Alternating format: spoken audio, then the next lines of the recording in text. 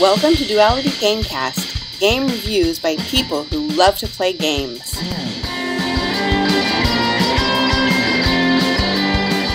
Greetings everybody, and welcome to a Duelality Gamecast review.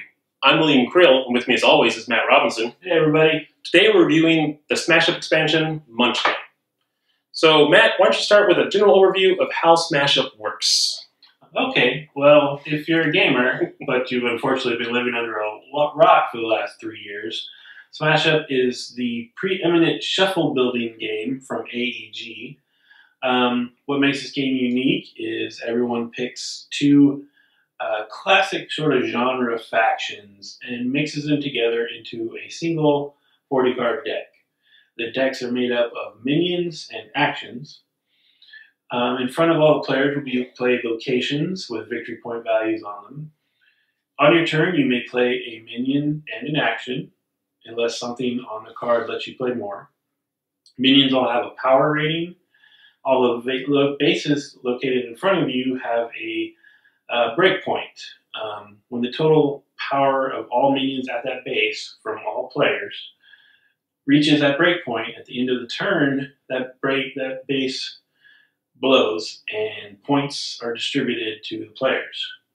First person to 15 victory points from these bases breaking will win the game. What makes Smash Up extra unique is you bring together crazy concepts like ninjas and dinosaurs or vampires and ponies, and you mash them up, thus Smash Up. Okay. Alright, so we played all the expansions so far. We even have the bonus special gamer expansion. Each one has kind of added a little something to the game. There was a Cthulhu one, it added madness, which gives you negative victory points at the end of the game. There was a sci-fi one, it added power tokens, so your creatures can go up in power and actually have enhancements as they go. What does the Munchkin one add to the game? Well, the new to the game mechanics in this are treasure cards and monster cards. Treasure cards is a separate deck of cards which has actions and minions play effects that you will draw when you kill monsters, the monster cards, or some of the factions in this particular expansion have cards that will generate treasure cards. So I'll give you a couple examples. There's the Buckler of Swashing. This is an action. It says play on a minion. Ongoing, this minion cannot be destroyed. And then there's the Boots of Butt Kicking. Play on a minion, you may play an extra action. Ongoing, this minion has +1 power. The trick with these is anytime they're one use and you use them, or they're discarded from play, they don't go back into your normal discard pile. They're back into the separate treasure deck pile. You don't get them back under normal circumstances. The other cool wrinkle that this set brings are the monster cards. The base cards in this set will tell you on them, there's one monster here, or there's two monsters here. There are also factions who will play additional monsters to bases. Monsters are minions, so any card that targets minions can affect monsters. They have a power rating whenever power rating checking is necessary, and that power rating adds to the breakpoint of a base. So if you have a base that's a 15 breakpoint and you have a 2 power with the monsters, that breakpoint is now 17. So just a couple examples of those. We have the Knight of the Living Dead. He adds 2 treasures to the base, or he adds 2 treasures when you defeat him. He's undead, and ongoing, this monster has +1 power for each other monster here. So he's a 5 who gets bigger if there are more monsters around. Another one is the Poltergeist. He's just a 2, and he's worth 1 treasure if he's destroyed. He's also undead. And his ongoing power is this monster has +1 power for each other undead monster here. So you can see there's a lot of stacking of power to increase breakpoints.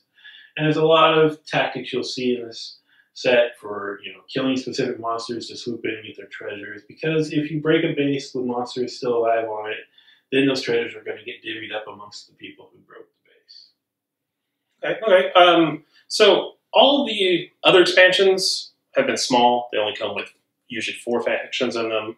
The main starting one came with 8. This one also comes with 8. It's a standalone. The other ones have all been more just general tropes of pop culture. This one is all themed around Munchkin, which is kind of satire on the fantasy role-playing genre in its entirety. So the factions in this, there's 8 of them. are like the 4 classic fantasy races and kind of the 4 classic fantasy classes in the game. So we're just going to go through some of the cards we like in each of them, and we're going to start with Matt. So Matt, tell me about your first pick. All right, so my first faction are the Halflings. The Halflings are little guys. Their average minion strength is 2.4. They're all about getting more Halflings out, and getting the Halflings back out of the discard pile, and more Halflings, and moving those Halflings from one base to another. That's really the driving force behind them. So a couple of minions from the Halflings. We have the Bardling. He's 2 power.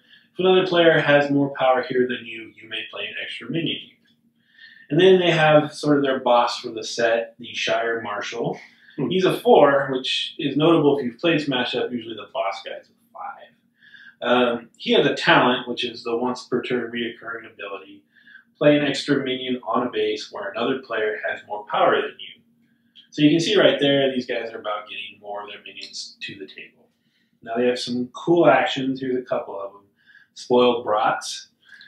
Choose any number of minions from your discard pile, shuffle them, and place them on top of your deck. So you're stacking the top of your deck with these minions who have powers to get more minions into play. So you can totally see how they're feeding this. This one is possibly one of my favorite actions of the set, Rude Awakening. Choose a base, reveal your hand, and play all minions in it onto that base as extra minions. Cancel their abilities till end of turn. So you're not going to trigger any abilities, but if you have a handful of minions, you get to just dump them on a base, probably busting that base instantly. Totally could catch the other players off guard. A lot of fun. Well, my first pick was Thieves. They have an average overall power of 2.8, beating out your Halflings, because they're awesome. Thieves, believe it or not, focus on treasure. It's crazy. So almost of the 20 cards in their faction pack, 18 of them reference treasure in some way. There's only 2 cards in there that don't, and they involve stealing things from the other players. So I'm going to go over a couple key ones I think are cool, starting with the big boss of it, the Master Thief. This one has 5 power, like all bosses are supposed to, not like junky little Halflings. And just to give you an example here, she has a talent. It says, draw a treasure card. So right there, you're just digging right in, getting treasures, and just moving the game forward for you. After that, we have the Cat Burglar. She is a 3-power minion that reveals any number of treasure cards from your hand and puts a power counter for each one. So you can see, again, Thieves are about just collecting tons and tons of treasure. Next up, we have the Pickpocket. It's a little 2, but if there's another Pickpocket here, you get to draw a treasure card. More treasure cards. More. And last, we have Clever Distraction. This is one of the cards in the whole thing, or one of the 2 that doesn't involve treasure, and it says play after a base scores. If you have a minion there, the winner loses a victory point, and you get one. So it's about stealing victory points. So awesome. So next of our classic fantasy races in this Munchkin set I'm going to talk about are the Elves. The Elves have an average minion power rating of 2.7, not particularly burly.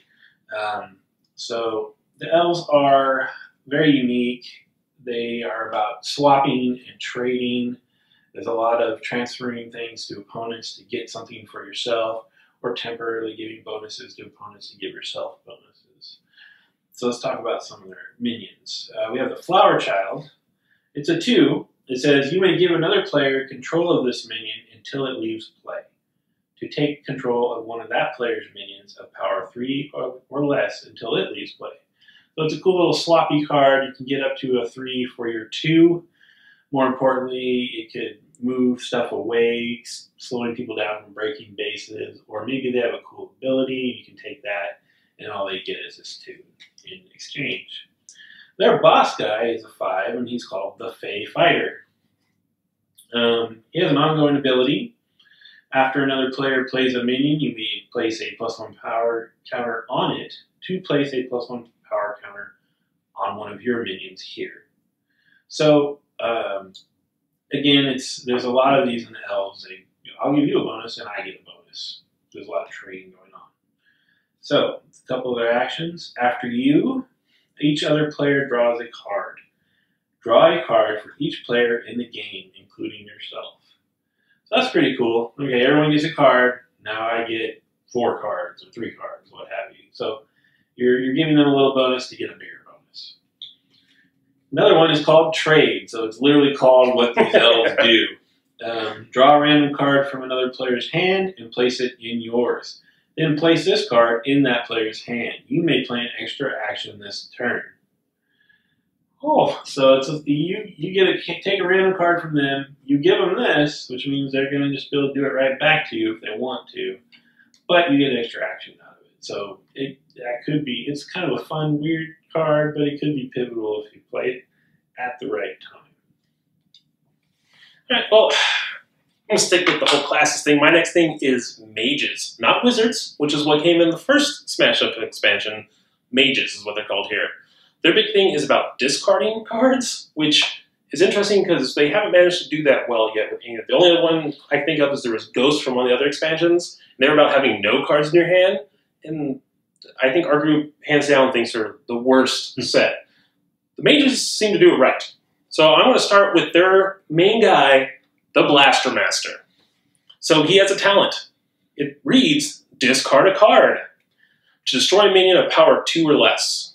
So this is the first time I've seen this type of effect on a guy that he can just shoot people all day long. And it says minion, and that includes monsters, right? So he can kill monsters to lower base. So not only can he knock your opponents down, he can, in theory, knock down the break level of a base that has weak monsters on it. That's awesome. Next up, we have the Happy Zapper. She's a 3, and she reads talent. Again, this means you can use it every turn. Discard a card to give this minion +2 power until end of turn. And she has a special, which says you can use this when a base is about ready to score. So, again, just pitching cards, they're throwing their magic around to enhance themselves. It's awesome. The other thing that the mages like to do is they like to summon monsters. So they like to increase the difficulty of a base too. So to go along with the thing that one of their cards I would like, it's called Charm. It says take control of a monster and treat it as one of your minions until end of turn. So you can build up a base till it's really high, maybe people will want to go on it, and then you can kind of work towards it and then take the big monster that's on it, flip it around, and just completely score. And then the stall card they have is called Mass Summoning, and it says play a monster on each base. Mm-hmm. So that's just cool because it throws a monster down everywhere, which again, they can use to do stuff. You can then turn around and charm the one that playing your base's turn. It's fun. They're continually discarding stuff and throwing more monsters on the board. I really love them. So the last 2 sets I talked about were probably the more tricky of the ones I'm going to talk about. This next set are all about brute strength. It still works. They have an average minion strength 3.2. Unique in their faction, they have 3 5 minions with 5 power in their set, which the princesses in the older expansion are the only one I can think of like that. So they're about brute strength. They're about being bigger than the opponents when it needs to matter. So I'm going to start with one of their funnier 5s. He's called the Topper Chopper. He has a talent. The talent is do nothing. Nope. Yeah! So he's a 5. Then I think that's in the story. Maybe someday there'll be a set where they spot minions with talent. But for right now, his talent is do nothing.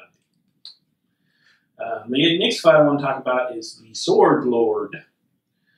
He's a 5, and he has ongoing. Each of your minions has +1 power. So he's just brute strength.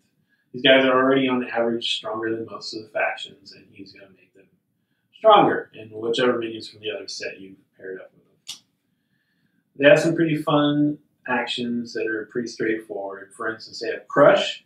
Choose a base and a player who has fewer minions there than you.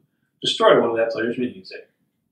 So, I'm better than you. I kill one of your guys. And stay down.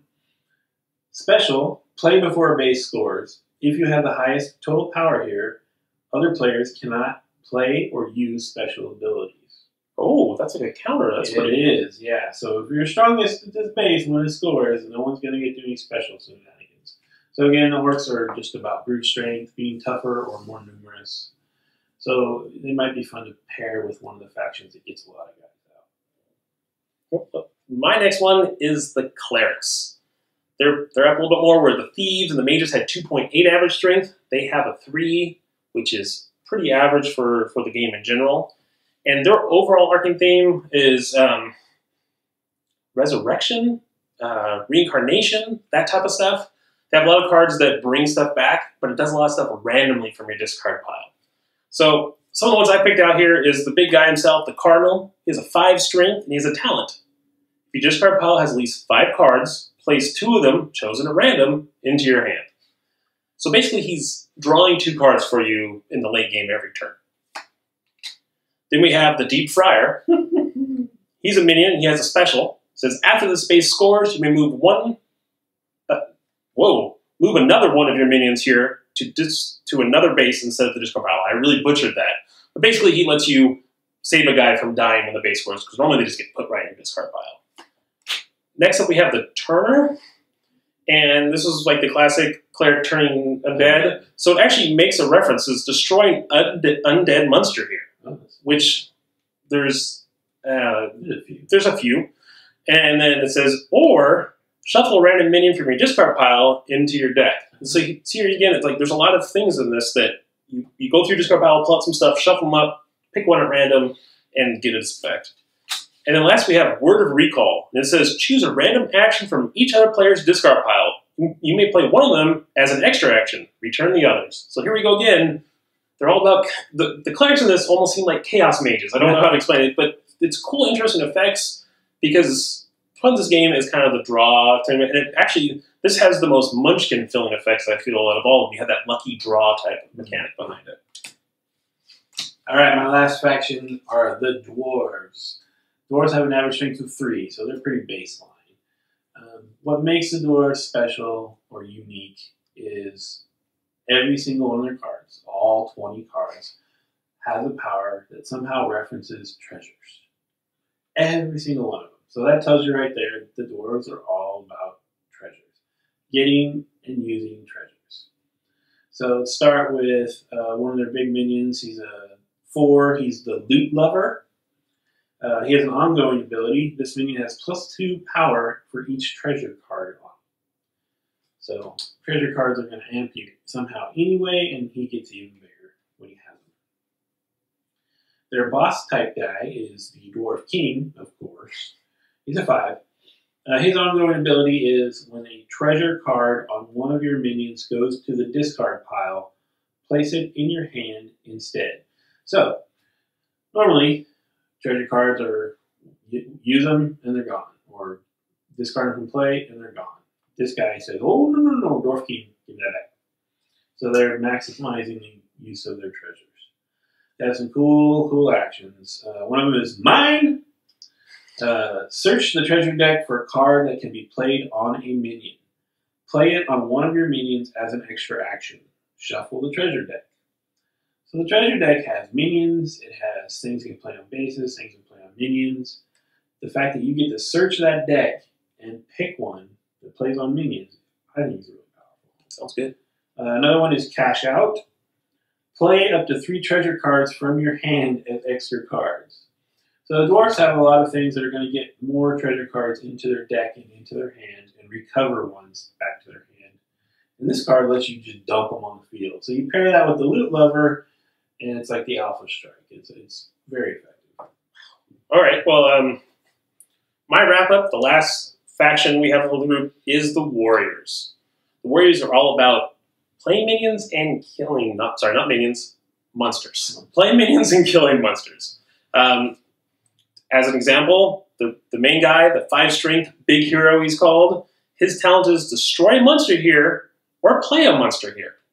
So he's all about controlling it and making sure there's the right amount of guys for you to hit on the head. The next one is cool. It's called Star Player. It says ongoing, after a monster is destroyed here, meaning the base it's on, place a +1 power counter on this minion. So with all the other effects, you play one Star Player, and it does exactly as the name's title. That one just gets all these points, builds up, becomes a huge beast. Then we have the Berserker. Starts out with 3 strength, but when you play, you can destroy a monster there with power less or equal to this minion, and then it gets a +1 power counter. So kind of following the same thing as Star Player. This one's built in. It kills the minion and gets bigger right off the bat. And last, we have Warcry. Warcry says destroy a monster to add its power to a minion at that base until end of turn. So this can be a huge thing. I mean, we saw one of the monsters earlier have like 5 strength. +5 in this game is huge. And not only that, you're also killing the minion at the base. This is a base popping card right here. Pretty powerful. So that was our quick overview of our selected cards from each of the 8 factions. We're going to move right now into our review of the game. So Matt, what are your closing thoughts and review of this? So Smash Up as a whole will always be a must-buy for me. I don't think they could make it otherwise. This set, I'm going to go with Love It. I think it's great. If you didn't own Smash Up, this could be, because it's a standalone, this could be your must-buy. I could totally see that. Mm-hmm. If you're a Munchkin player and you want to get into Smash Up, then this, hands down, is a must-buy. But because I have every Smash Up expansion there is, and I love them all, this one isn't really a must-buy for me, but it adds a lot of fun. I feel like the factions in this set and the bases, in some instances, kind of accelerate the game. I think they up the power level, and for the bigger player count Smash Up games, that could be important because it can go on a while sometimes, depending on how the flow of the game is working. So if you're looking for something maybe that would accelerate your Smash Up experience a little bit, this probably would juice your power level and help you do that. So it's definitely a love it for me. I also want to say I really enjoyed the artwork. It is based on art from John Kovacevic. I'm probably destroying his name, but he is the Munchkin artist. He is the identity of the art behind Munchkin. And they've taken his art. I'm pretty sure he did at least the base drawings for it, and they've made this cool kind of 3D animated look for it to give it sort of that more full color, vibrant Smash Up feel. And they did a great job with that. So this is a win-win for me. I'm going to call it a love it. How about you? You know what? I'm right there with you. I'm going to call this one a love it. I think that I agree. Smash Up is a must-buy overall. So I think what makes you decide if you're just going to get one, the base set, the first base set, or the standalone, it has to do completely with your interests. If you like Munchkin, if you're just into role-playing games in general, and not so much maybe the other genre stuff, you might want to go with the Munchkin one. If you love all the genre stuff, I think that there's more variety in the first box set, but it was the first one, so I can see that some of these kind of taken those themes and tweaked them a little bit. So this might be a smoother running base set than the other one, which might be how come we're feeling the kind of not really a power level, but an acceleration of the game, which we like because we usually play big games, and this game it's a quick-paced game, but if you go beyond the base 4 players, if you go up to 5, like you can do when you have all the expansions, or 6, this game grinds to a halt. And this expansion seems to be the point where it's turned around for us and it's accelerated. So this feels like a much faster play. But I think I like the base set a little bit more, but that's probably because of the genre versus Munchkin. But definitely a love it. Definitely a love it. All right, so that was our Smash Up review. Folks, our media empire is massive. There are literally tens of you out there right now. And we know there's more of you checking out our videos, and we just want to share with you some other ways you can message us because we love hearing from folks. You can follow us on Twitter at Duelality Games. We have a Facebook group, facebook.com/dualitygames. We have a web space. Oh my God, dgcast.squarespace.com. You can go there, read posts we have, message us. Get in touch. We'd love to hear from you. And most important thing, don't forget to subscribe. It's right down there. Just click.